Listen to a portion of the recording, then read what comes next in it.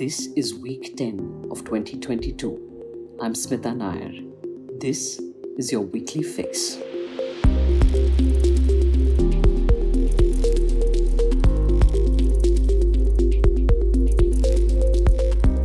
The United Nations has said that the civilian death toll in Ukraine is likely higher than is currently estimated, as doubts over Russia's offer of humanitarian evacuation corridors grows. Ukraine has said that Russia, while proposing to create safe escape routes for civilians, has continued shelling, preventing evacuations. Now, it's quite clear that the United States and Europe will avoid a direct military conflict with Russia.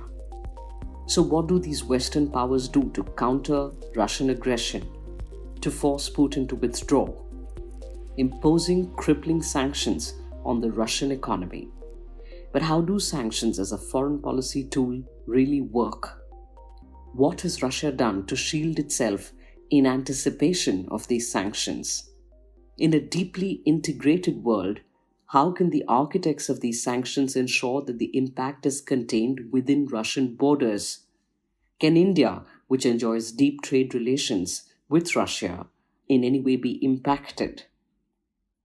Let's ask Ambassador Mohan Kumar, former India ambassador to France. He has extensive expertise in the area of international trade. He was India's lead negotiator, first at GATT, the General Agreement on Tariffs and Trade, and then at the World Trade Organization. Thank you for making the time, Ambassador Kumar. Thank you. I'll begin by asking you, the US and Europe had imposed sanctions against Russia from the time of its invasion of Crimea in 2014. But that did not stop Russia from invading Ukraine now. Is that because the earlier sanctions were modest in scope and therefore ineffective? How would you characterize the current slew of sanctions imposed by Western nations? Were you surprised by the harshness of it and by how quickly all allies came on board and agreed to it? Okay, so there are a couple of questions there, and thank you for having me.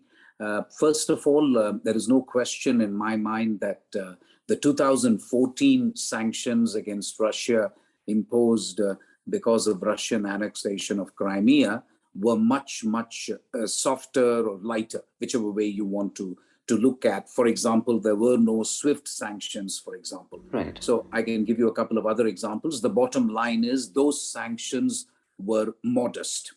There was also a bigger disconnect, if you like, between the American sanctions and the European sanctions at the time. European sanctions were also much lighter than the already lighter American sanctions. So for a variety of reasons, those sanctions hardly had any effect on Russia. I think Russia was able to get along with as minimal a pain as possible. The current sanctions are of a completely different order. It has been variously described as nuclear sanctions, extreme sanctions, but I think it falls short of that, and we can talk a little bit about it if you wish. But the question that you posed to me as to whether I was surprised, no, because this has been a peculiar episode in the military history of nations, because the Americans went on making their intelligence public by saying the Russians are going to invade. It's almost a daily intelligence briefing by Jen Psaki of the White House and others, basically saying, we know the Russians are going to invade. The American president had already said that if that happens, Russia will not know what hit them. So even allowing for the rhetoric of politicians, I think it was not at all surprising for me that these kind of sanctions were put in place. So the answer to both your questions: one, much harsher than before. Second, not surprising. I think you could say that the rapidity with which Europeans fell in line, that could be considered a bit of a surprise, if you like. Eventually, they would have done it. There is no loophole. For example, the statement by the Hungarian president, who's a big fan of Russia, incidentally, and the Russian president, even Viktor Orban said, we will participate in the sanctions against Russia. That, you might say, was a bit of a surprise. So there was no discordant note from the 27 countries belonging to the EU. So you could call that a surprise, but I think by and large, these were expected, and I think they were rapidly put in place against Russia. Okay. For those of us unfamiliar with this tool of foreign policy, can you tell us what kind of sanctions there are and how are these sanctions crafted? You have broadly two kinds of sanctions. One set of sanctions which are really unanimous and which are endorsed by the UN Security Council. This is important because countries like India take the view that only UN Security Council approved sanctions are legitimate in the eyes of countries like India, and there are a lot of other countries as well. So if you have sanctions which are unanimously endorsed by the UN Security Council, then you have to go back to the UN Charter, where actually it doesn't matter what India thinks. We are supposed to actually follow the UN Security Council. A UN Security Council unanimous decision on sanctions is actually binding on every single UN member, whether you belong to the UN Security Council or not. So it doesn't matter what India thinks. If the UN Security Council had imposed these sanctions unanimously, everybody had no choice but to fall in line. But for obvious reasons, that was not going to happen because Russia is a member of the UN Security Council and it has a veto. Right. So obviously it has vetoed it. So I come to the next point, which is really these are sanctions by, if you like, a coalition of the willing. So those countries which are willing to impose sanctions against Russia. And they primarily comprise the West in this case. So that is where we are. In terms of crafting the sanctions or formulating the sanctions, I think the Americans have a long history of imposing unilateral sanctions. So this is not the first time. They have a very, very clear idea of what to do. I don't think they necessarily look for endorsement in terms of international law or the UN. Ambassador Kumar, in a deeply interconnected world, surely sanctions of this magnitude are bound to have an impact beyond the country it is intended to penalize. So, how are these calculations made by the architects of these sanctions? So the main thing that the West will be looking at when formulating these sanctions is how much do you hurt your adversary and can you minimize the pain that you are going to suffer? Okay. Because every sanction is double-edged. Because we are so globally integrated in today's world, you really can't sanction somebody on the basis that maximum pain for the adversary and zero pain for me. That is simply inconceivable and impossible, even for a country like the United States. The second point is that Russia is not North Korea. So I want to make this point that this is really the first time that a large country is being sanctioned. This is not like the sanctions which were imposed on Iran 2010, I think, and or North Korea 2013, or if you go back in time, Cuba and other countries. These are not those kind of economies. Russia is a fairly large economy. Right. It is well integrated into the global system. It buys a lot of products and services from the West. It is a commodity, it's a full spectrum commodity superpower, as I understand it, not just oil and gas. It dominates supply chains in palladium, neon, and so on. So there is a tremendous degree of intertwining between the Russian economy and the global economy. So the discussions that happen in the Treasury Department of the United States will have gone into great detail about what happens if we impose sanctions in a particular area. What is the cost that is incurred by Russia and what is the cost that is incurred by United States? And when, for example, let me give you an example and that might make it easier. So first, for example, let us take oil and gas exports from Russia. The other example I can take is Aeroflot.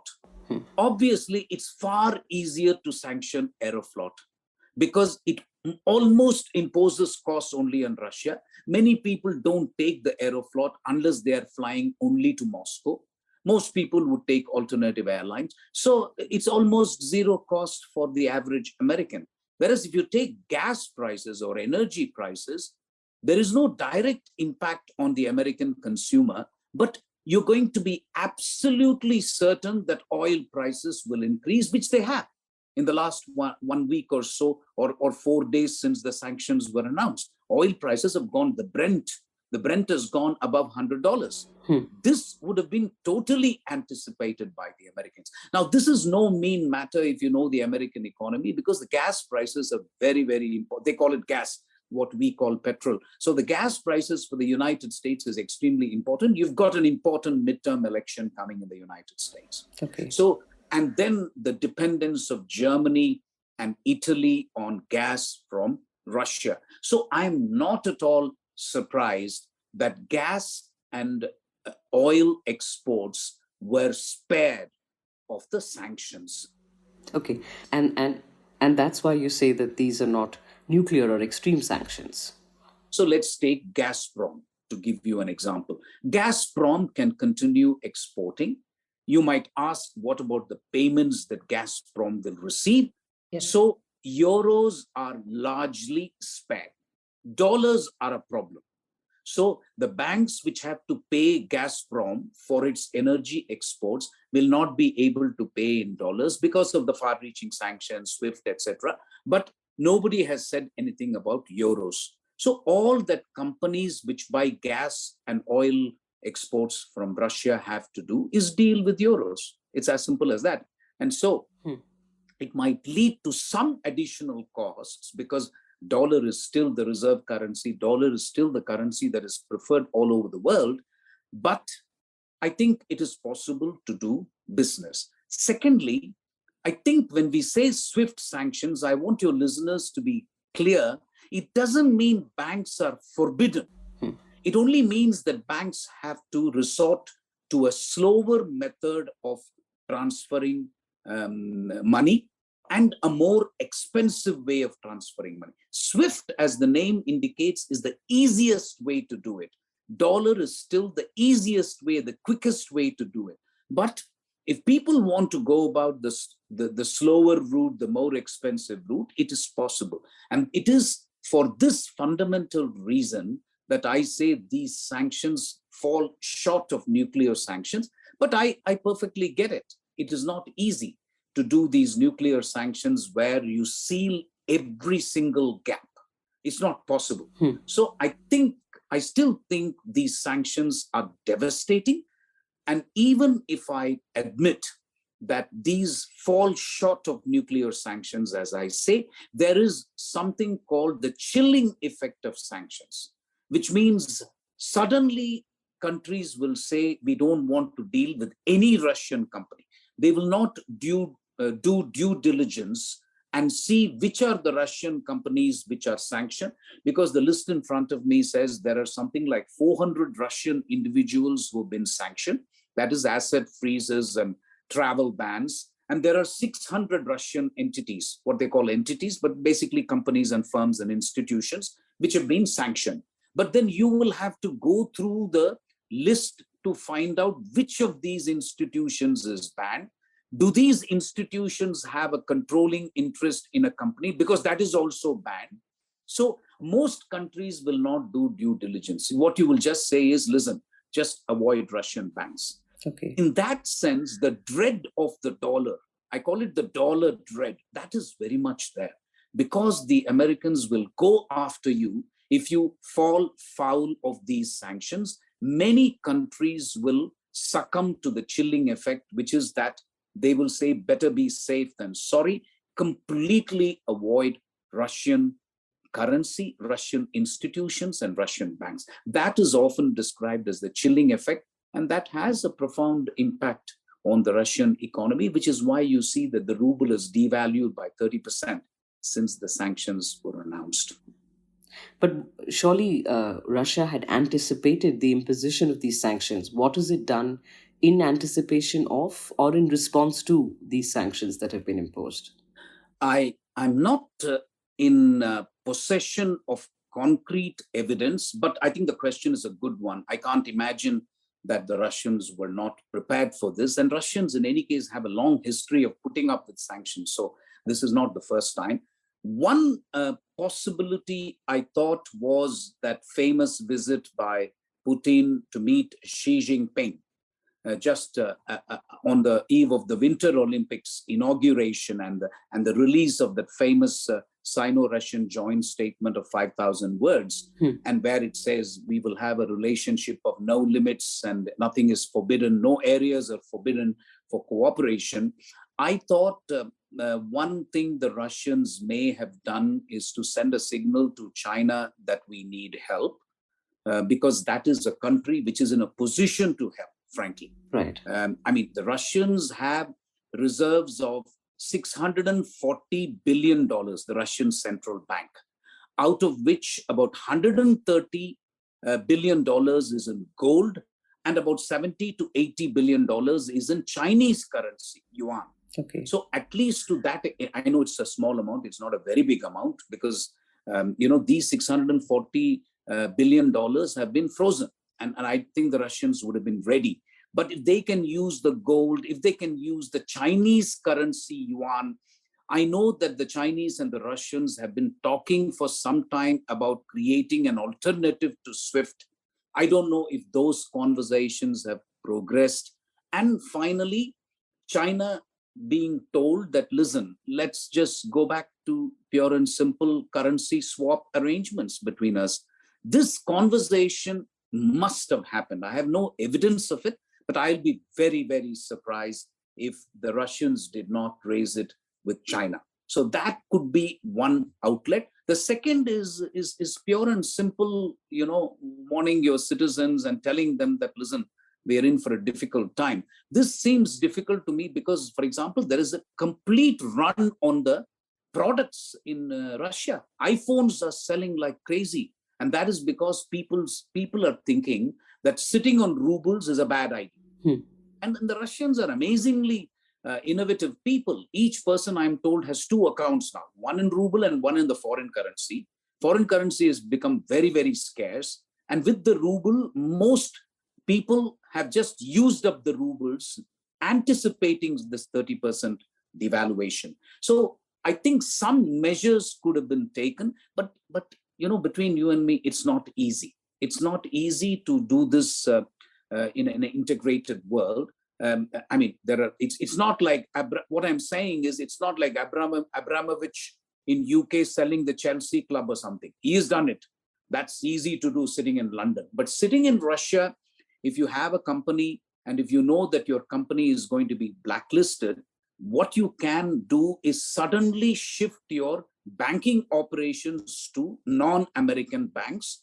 You move away from the dollar as quickly as possible, and then you try and see if you can continue to do business. My point is that Russia actually exports quite a bit to the Western world, and it's actually a big importer of technology products. For example, what is Russia going to do with Boeing planes? A lot of their planes in Aeroflot are Boeing or Airbus.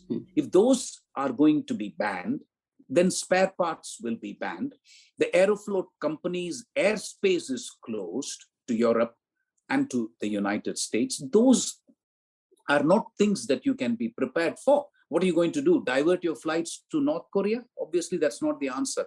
So I think all in all, some things can be done, and they will wait to see how things pan out. But there is no denying the fact that this is a huge crippling blow to both the Russian economy and to the ruble. Unfortunately, I think the maximum pain will be suffered by the ordinary person in the street, the man in the street. Right. That is the sad part of all these sanctions. Okay. Ambassador Kumar, would India in any way be affected going forward by these sanctions given our trade relations with Russia? Yes. So that's a good question, Smitha. You are referring to something called secondary sanctions. I haven't seen anything so far. And these are, when I say secondary sanctions, these are sanctions which are imposed by United States and Europe, not just on their entities which are trying to do business with Russia, because that is what has been banned as of date. But if they start saying that other countries also have to follow suit, or there will be consequences, that is known as secondary sanctions. And this was the case with Iran. You remember when we were under pressure from the West and we had to reduce our oil imports from Iran because of what I choose to call secondary sanctions, and these are secondary sanctions. So that is not something that is on the table so far. I don't know if the Americans or the Western countries have hinted to us what would happen, because we have good relations with both United States and Europe. Is normally, if they are keen about secondary sanctions, they will give us some time for preparation, because we can't do this overnight. In terms of whatever they are trying to impose on third countries. So third country sanctions are not on the table so far, especially considering that energy and gas exports are allowed anyway, even for them. So we are talking individuals, we are talking entities, we are talking central bank and we are talking the sovereign rating of Russian bonds, which is now junk status. We are talking SWIFT sanctions, and we are talking ability to actually access the capital market for Russian banks. None of these can really be imposed on India mutandis mutandis, frankly, if you ask me. You can't suddenly say that State Bank of India should also not access the Western market. Makes no sense to me. So will they come up with secondary sanctions and say India has to stop doing business with Russian banks? Not so far, because even euros are exempt. That is my reading. My reading on gas and energy exports from Russia is dollar alone is the currency in which Russia cannot deal with. They can deal with euros. So no reason why rupee should be next, but we will just have to wait and see. Okay. Final question. There are those who strongly believe that the impact of these sanctions will not be contained within Russian borders and talk of implications for global inflation and commodity prices. In particular, in the New York Times, Carl Weinberg, chief economist at High Frequency Economics, has been quoted as saying, "What's happening right now is we're looking at the dismemberment of one of the largest economies on the planet. And from what I know about tactics, this is a dangerous tactic." So I agree with the fundamental tenor of that statement, but I wouldn't go as far as to use the word dangerous. What I see is three things. One, in a post-pandemic recovery period, you don't want economic disruption. Right. I am afraid these sanctions on Russia, even if they fall short of nuclear sanctions, do disrupt global economic recovery. To that extent, it's bad. Second, I would say, is that the rise in prices of commodities, the rise in prices of energy, these are not like your average price of a mobile phone or a television or a white good increasing. These prices of energy and of palladium, neon, etc., which I mentioned, they have what is known as a multiplier effect. The cost of energy, even for a country like India, will be significant. You can't say that petrol prices are rising and the consumers have to pay for it, and that's the end of it. It's not the end of it, because you know that the increase in cost of petrol and diesel in India has a multiplier effect on inflation. And this can lead to food inflation. Right. And that's not something that we can welcome. But that is, and you and I know that food inflation affects the most vulnerable of the population. It may or may not affect you and me, but it affects the most vulnerable. Lastly, I agree with this economist you quoted to this extent. Russia, I repeat, is not North Korea. Russia is not Iran. Russia is a big economy. It's a very, very big economy. It's a full spectrum commodity superpower, as I said. It's well integrated into the global economy. So the costs will not be marginal. In the case of Iran and in the case of North Korea, I'm afraid the implications for the global economy were marginal. This will not be marginal. And to that extent, the post-pandemic global recovery is not going to be in doubt, but it's going to be delayed. Okay. I'm afraid this will have political implications as well. Right. And these are developments we will continue to follow very closely here on your weekly fix. For the moment, thank you, Ambassador, for aiding our understanding of this big developing story. Thank you. Thank you.